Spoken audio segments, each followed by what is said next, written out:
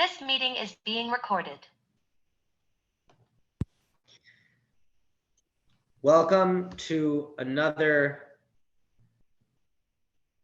session or meeting with the DRS Real Estate Club. I want to thank Joe Gammerman, our chairman, for running this, and quickly thank some of the people who are joining again. So thank you again, Joe, and a love and a dove, Daniel, Mayor, Burns, Ben, Sviki, Yitzi, Joseph, and the other ones who are joining the next few minutes. We've discussed my experience. My name is Mark Jarrett, aka MJ the Realtor, the best initials in real estate. And I discuss a little bit of my story, how I got into real estate with my background in marketing and being a drone pilot. And in our last meeting, we discussed a little about residential and commercial real estate. We're going to dive in a little bit deeper today in commercial and talk a little bit about residential. But first, I wanted to share something very exciting.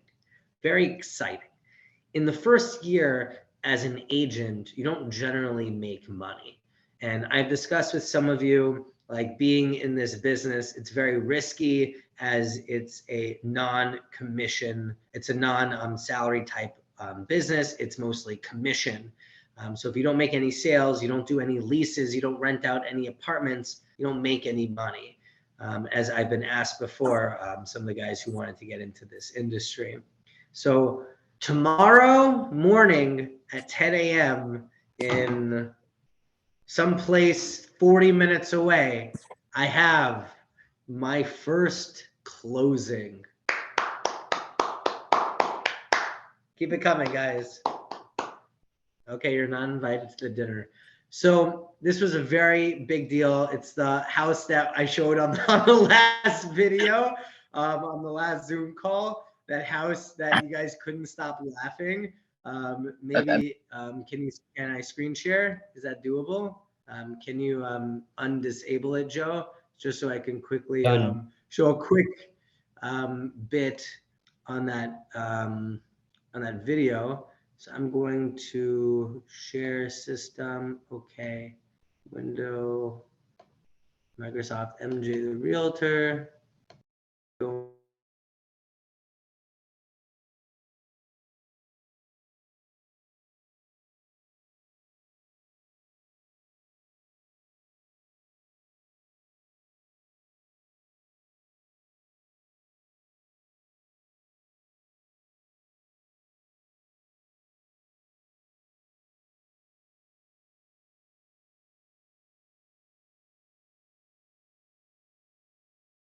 The best initials in real estate. It's M595, which subject to bank approval. Now let me show you inside. But before I show you inside, I must warn you that this property needs just a little bit of tender loving care. Let me show you inside. Welcome to the inside of 595 Sand Hill Road. We have a beautiful kitchen right over here. Look at cabinetry. Look at the sea.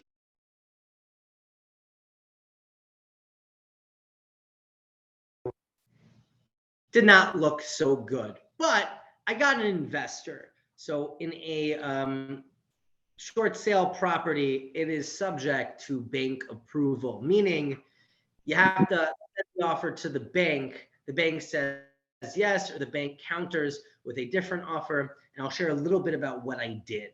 And then we'll get back into commercial real estate, because this is just very, important as it's just getting a call.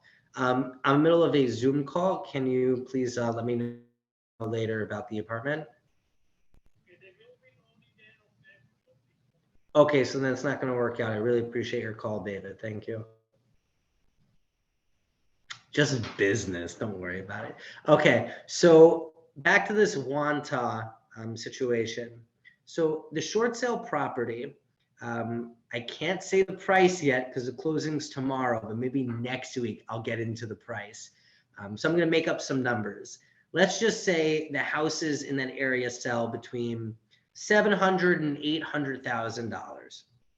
The comps, which means the comparable market in that area, would say this house across the street, this house down the block with the same size sold for $700,000 or $800,000. I wanted to get a very low price because I wanted my investor to be able to flip it, to make a lot of money, because it didn't look good. This needs more than a makeover. This needs to be turned into something completely different. So I found 2 properties in the area that had such a low margin. So imagine there's 700,000 or 800,000. I found something for like 400,000. I took that. I found another one for 400,000. Took that.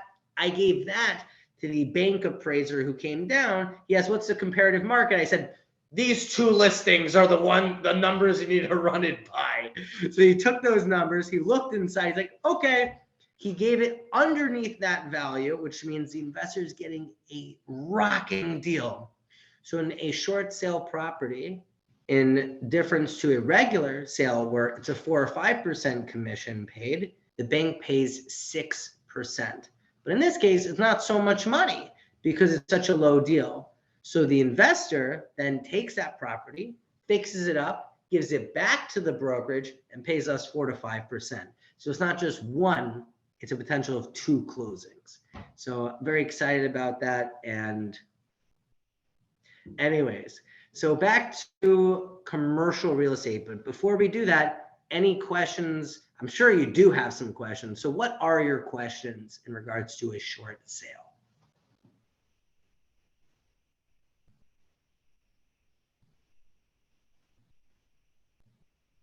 Can you possibly re-explain what exactly the difference in a short sale is and other different types of sales? So you have your regular sale of a property. Let's just say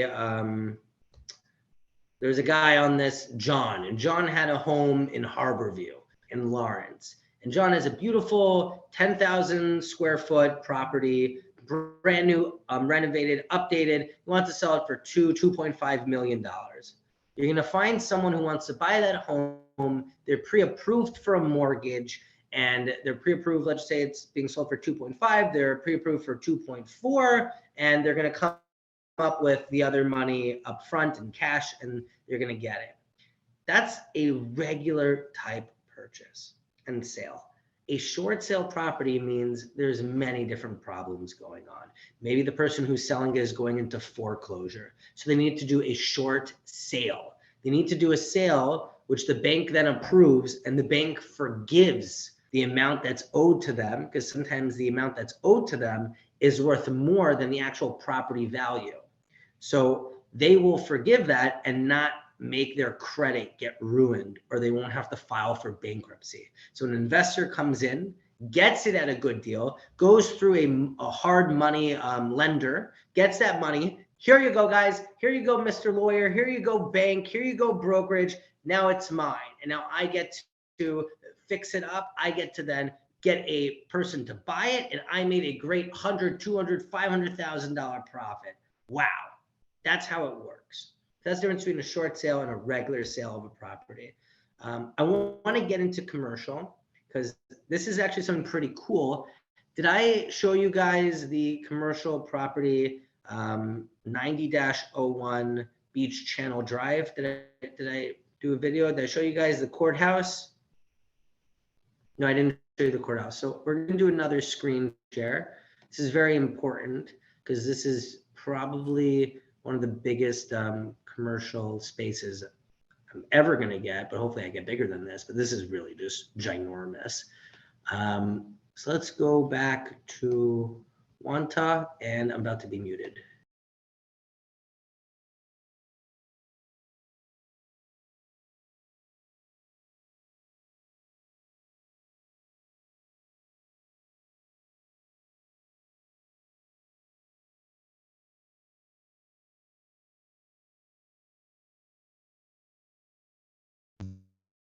The best deals in real estate. I'm here at 90-01 Beach Channel Drive. This is a very large commercial real estate space that's for lease. Let me quickly tell you about it. So it used to be a courthouse, and it's ginormous. It has 3 floors, including a basement, 40,000 square feet available, and the price is $33 a square foot, triple net lease. It also has its own private parking lot, which I'm going to quickly show you now. As promised, here is the large parking lot that's associated with this massive building. So now let me take you quickly inside.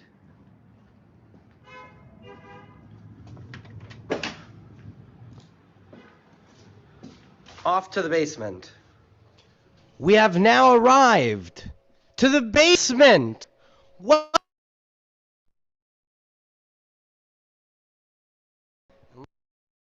Big space. And look at those views. Wow. Unbelievable. I cannot wait to show you the 3rd floor. It's your front entrance over there. 2nd floor of 90-01 Beach Channel Drive. So this is a massive building. You have 40,000 square feet. Over here. Okay. That's your 2nd floor. Let me take you to my personal favorite floor, 3rd floor. So we're going to end the video shortly after I show you these breathtaking views. Just for views like this, you should lease this entire building. But if you want to lease 1 floor, that's good. If you want to lease 2 floors, that's also good. The landlord will work with you. So let's check out the roof. Well, let's be safe. Wow! Look at that. Now this is what I call views.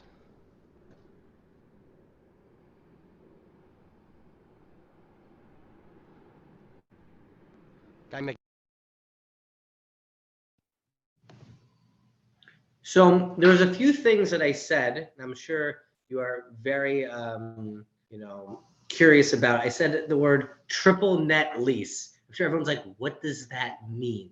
So I want to explain that because I'm sure you have more questions, but that's the first thing that I thought of. I'm like, Joe's going to be raising his hand. What's a triple net lease?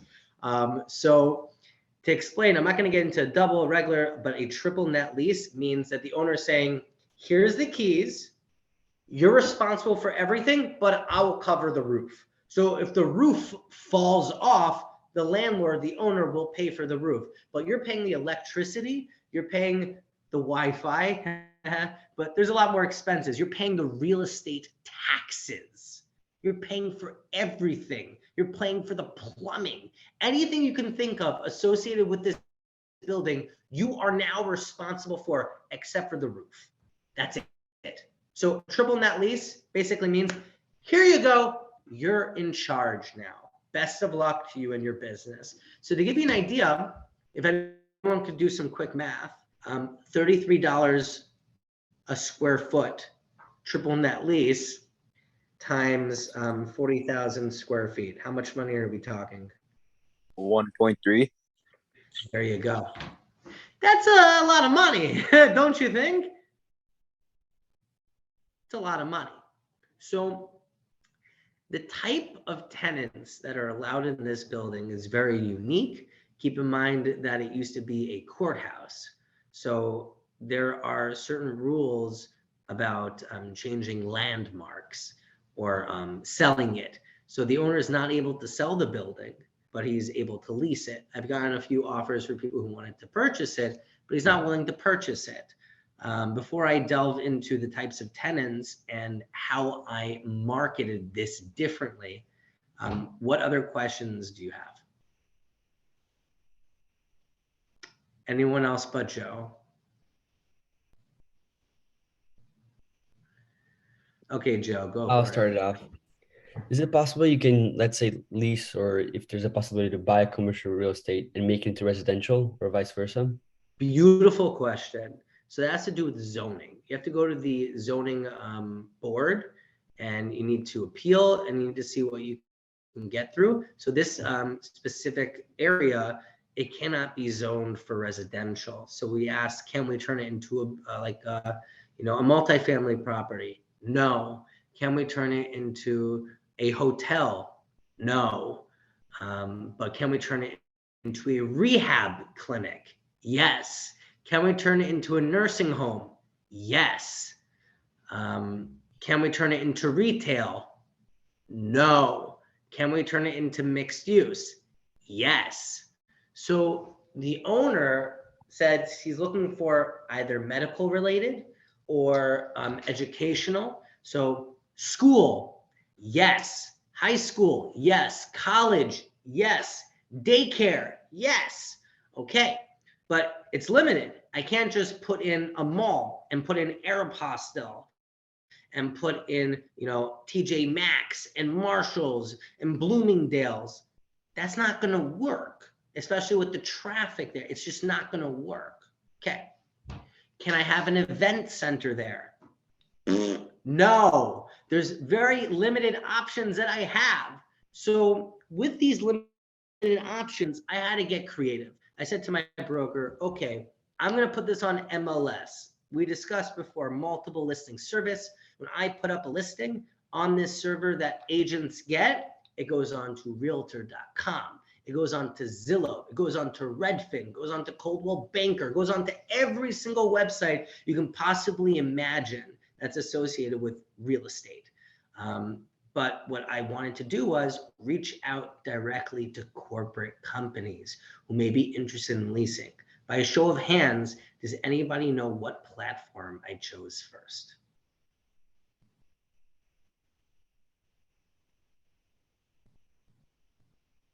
What is the best social media platform to reach corporations? TikTok. No. Anyone else? Nadav, come on, I saw you unmute yourself for half a second. I don't know, maybe LinkedIn. That was a good guess, but nope. You guys are getting closer because you're knocking out all the platforms. Twitter. Yeah, sneaky! The answer is Twitter, correct. Twitter is the #1 platform to get in touch with corporations, corporate companies. You want to get in touch with, like I said before, Aeropostale. You want to get in touch with the National Association of Realtors or the NYPD or Facebook or TikTok or any type of corporate company you can think of, the New York Yankees. You are going to tweet to JetBlue. They will respond. I actually had an interesting story. I'm not going to say the whole story, but I tweeted at JetBlue. Within 60 seconds, they responded to me. 60 seconds. You know why? When you tweet to them, it's a public forum. Everyone can see. All the other airlines are able to say, look how long it's taking JetBlue to respond. 20 minutes, 30. Oh, that's not good. We respond a lot faster. So boom, boom, boom. They respond within a minute. And I was very impressed with JetBlue for that. So what I'll tell you that I did, who's going to take 40,000 square feet? Even if they subdivide it, 1.2 million, that's huge. So what I did was I typed and I found a franchise website. It shows as many different franchises that exist. I said only franchises could afford something like this. You have a new franchisor. We discussed in one of our earlier sessions about a franchisee and a franchisor and a master franchisor. So what I did was I went onto this website. I started typing in medical. I started typing in there's different schools that are franchises, and I put in gyms. And I reached out to probably 300, and I got a response from 2. Out of 300 different places, I got a response from 2. But what was unique is I reached out to them on Twitter, and I sent them my video, and I said, can I get in touch with your real estate team? So within one day, I got a response from Burlington, which is a major company. and they responded with their real estate team actually directly emailed me and said that they got the video. They really appreciate me reaching out. They looked into the area and they don't think that it's going to be a good fit for their business. I was like, I said to my boss, I'm like, Burlington responded to us. They responded. He's like, but they're not interested. And I said, but it works. It works. They responded. That's the best way to get in touch with corporate companies. By getting a response shows I was hitting it where it counts. And by using that franchise website, I found a gym, and a gym that was that has a franchise that has many different areas. One of the areas that they don't have many locations is New York. Reached out to them, sent them the video, still waiting to hear back, but they gave me their real estate team's email address, which is not something you can just find online. Internally, you need to get that. You need to go through 1, 2, 3, 4, maybe sometimes 5 different people to get that email address. I instantly was reaching the decision makers, which was huge. So if you guys have anyone who's wanting to lease, 40,000 square feet, I have it. They just need to have a lot of money. So what questions do you guys have on that? Because I'm sure you have some. Okay, so back to residential. We discussed earlier about co-ops and condos. I had someone reach out to me the other day. I don't know if he's in Chile, he's in Peru or something, and his mother lives here and his sister lives in Farakaway, and they want to get an apartment for their mom, who's a senior citizen. She only needs 1 bedroom, lives by herself, and he said, we can give 100,000 cash. I already know the market. There's nothing that exists for $100,000, maybe 140, 180. So I said to him, would you be open to mortgage options on co-ops or on condos? And he said, yes. So I sent him a link to download the app that I have with my mortgage guy, and waiting on him to download it. Every time someone downloads this app, whether or not they're going to get the house that I'm sending them, they become a lead for my mortgage guy and then become a lead for me for a different property. I could share another thing about residential, also commercial, but mostly you don't do what I'm about to tell you with commercial so often. I want to talk about open houses. I know we haven't discussed that at all, and I think it's an awesome topic. Just going to go very briefly into open houses, and we'll get back into commercial and maybe some retail. So an open house is what is used in order to attract home buyers. So I have a home that I'm working on with my broker. It's in Farakaway. I think it's $645,000 on William Court. That's off of Cornega in Farakaway. It's 3-bedroom, 2-bathroom, really nice, updated. My boss actually got the property. It was a short sale property, and he was the investor. You see how things move along. So he got the property. Now he's just trying to flip it. He's trying to make a good profit off of it. So what I plan to do, I've never done an open house yet, but I refuse to do an open house by myself. So I call up Yair. I'm like, click, click, click. Hey, Yair. He says, hey, Mayor, how you doing? I'm like, Yair, I need you, buddy. We're going to be doing an open house in like 2 weeks. He says, that's great. I'm not available in 2 weeks. I'm available in 4. I said, okay, here's what I need you to do. I need you to create a graphic with me with your marketing team. And what we're going to do is we're going to give out these flyers. We're going to put it in the newspaper a week beforehand. And when people show up, regardless if they want this house, they're going to download the app, and we're going to both instantly start getting leads. So someone comes in and they say, I'm not really interested in this house, and they walk out, you just lost the lead of someone who may buy a different house. Just because I'm showing you this house doesn't mean I have access to tens of thousands of other homes that are for sale. I do have access to that. So by doing an open house, what I'm really initially doing is I'm opening up the doors to all the other houses that I have access to. So I'm really excited to be doing that the first week in March. I would really appreciate if you guys came, because I know you're all interested home buyers that are pre-approved for $645,000. Right in the dove, right in the dove. Okay, so now let's get back to commercial. But before, what questions do you guys have on open houses? Because I'm sure you have at least one question, like what am I going to serve?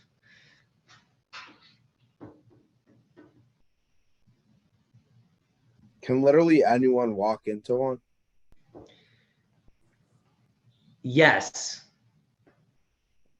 The answer is yes. In So, my like, course, Can't yeah, what they were you like saying? easily get robbed and stuff? I don't know. You know what? That's a very good point. So we'll get into safety right now, briefly. When I was taking my course, it discussed when you do an open house, you should always bring someone with you. So the broker giving the real estate course says that whenever she gives an open house, she goes with a few of her children. So one of them opens up the door, another one gives out water, etc. And it was saying that there was a case in out of New York, out of state, and there was a realtor who was tied up and shot and killed at an open house, which is very alarming. It's very scary.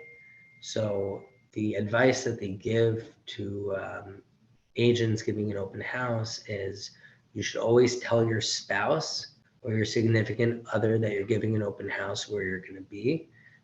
You should bring someone with you, whether that's a family member or even your mortgage guy. So I want to have Yair, my mortgage guy, at every single open house because it's going to be mutually beneficial. I want both of us to do very well in this business. Or you can bring a real estate lawyer with you. You can bring a title insurance company. You can bring a roofer. I don't care who you bring. You can bring the DRS Real Estate Club. It doesn't matter who. As long as you have someone there, you should feel safe. The other two things that I learned from that course in the safety section was, and this is very silly, but the broker was talking about walking into a room when you're showing someone a room. So if I were to show you my office and be like, oh, here's my office, here's the door, and then I start walking and I turn my back, that's not safe. God forbid if someone has a knife, they can stab you. You should always have the customer walk in front of you and say, oh, go in, explore, because you never want to have your back turned, especially for someone you do not know. So that's number one. Number two, this is really humorous. I can't pull off what this broker did. She's a genius and she's very funny. She said she does not go down to basements. So if she's showing off a house and they say, oh, what's this? She says, that's the basement. Go check it out. And they go downstairs and they say, oh, there's something so cool. You got to check out down here. She doesn't go downstairs because there's only one exit. She was not going to put herself in a bad situation. So I don't go down to basements. I did once, but the couple were like in their 80s. So I was actually concerned for their safety if I wouldn't go down with them. But they said like, oh, if someone says, oh, you should come down here, make up every excuse in the book. Say, I don't like basements, or I'm wearing high heels, or I'm scared of spiders. I don't wear high heels. I'm not scared of spiders. And I'm not scared of basements, but I am scared for my safety. So I refuse to go down to basements as I don't find it to be safe, especially if there's no additional exit. But great question. Thank you for asking that. Any other questions?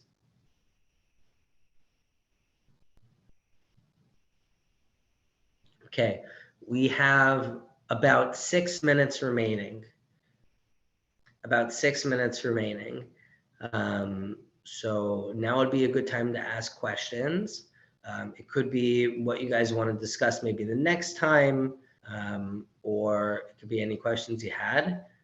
So you guys can start like throwing out some topics you may want to learn, or if you want me to repeat what something means, now would be a good time. Just to say, if if I have a question, please ask. But if you're not, if you could please, unmute yourself and give suggestions for what next topic ideas should be, and I'll post in the chat and we'll take a vote. Is there a feature to do a poll? Like right now that we're on the Zoom, can we do a poll? So on the Zoom, I don't think so, but on I the think that's chat, just on WhatsApp.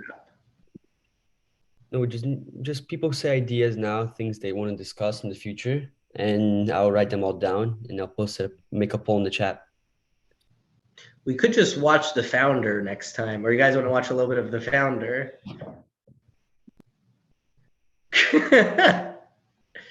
We all know that's one of my favorite movies. It's just brilliant, The Founder.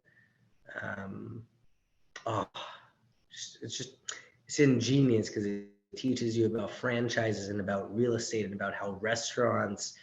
Highly recommend watching The Founder if you haven't watched it yet. But you guys are really shy tonight. I'm shocked. Okay, anyone has any suggestions for next idea? I mean, you mentioned one of them, retail. We can discuss about that. Malls, yeah, mall locations. Yeah. Very, very difficult. I can briefly discuss a little bit, just give a tip of why you'll never see a real estate agent, a realtor such as myself, deal with malls. Number one, there's no way that they can have experience dealing with malls. If they're coming in and dealing with rentals like apartments or houses, how do you get into malls? The answer is you don't. Because when you're doing a rental for an apartment, the person renting it, the tenant, pays you a commission. When you're buying a house, the seller pays the commission.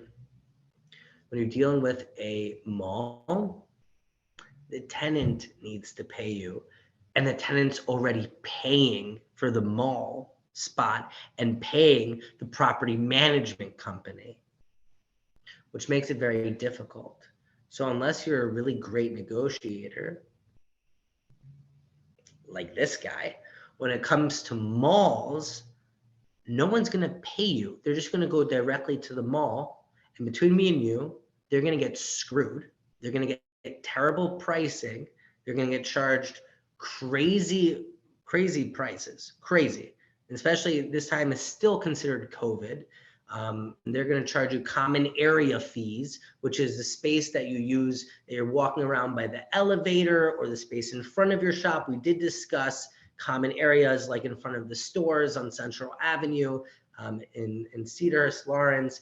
They have, sometimes they can have like a sign in front, like a little billboard or something. They use that space. Inside of mall locations, they may have like in a Bath and Body Works, I'm sure you guys have heard of that store. They have sometimes the candles and the stuff are outside. The soaps are a little bit outside of the store because it attracts more people in, and they use that space because they're paying a premium for it.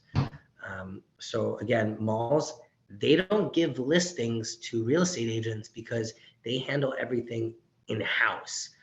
So to get an exclusive from a mall, it's just not possible. That's why they have an in-house team. But I know that malls are hurting, and they can definitely use my help, and many other realtors if they know the field. But they primarily don't, because they don't want to admit how much that they're hurting, but they are. Okay, so anything else? I have a question, not an idea. Okay. I was wondering, I don't know if it has to do with real estate, the answer, but I was wondering why there's no like activities to do and like I don't know if you live here, but in the 5 towns, like where's the laser tag? Where's the Dave and Buster's? Where's like the go-karting? Why do we have to drive like 20 minutes to half an hour to? Wow. I love that question. I guess you can make And that you into know a what? topic. I agree with you. I 100% agree with you.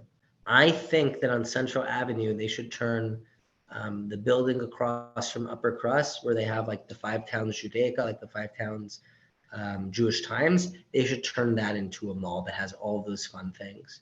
I 100% agree with you. You nailed it on the head. There is no fun in the 5 towns. We do have a little golf course, a little, driving range in Woodmere, and a little something in Rockaway Turnpike, which, by the way, is closed the entire winter and spring. It opens up in the summer. But there's very little to do here. I don't know.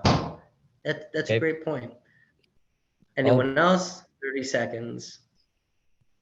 If not, thank you all for coming, and hopefully we'll see you all next week. Bye. Thank you.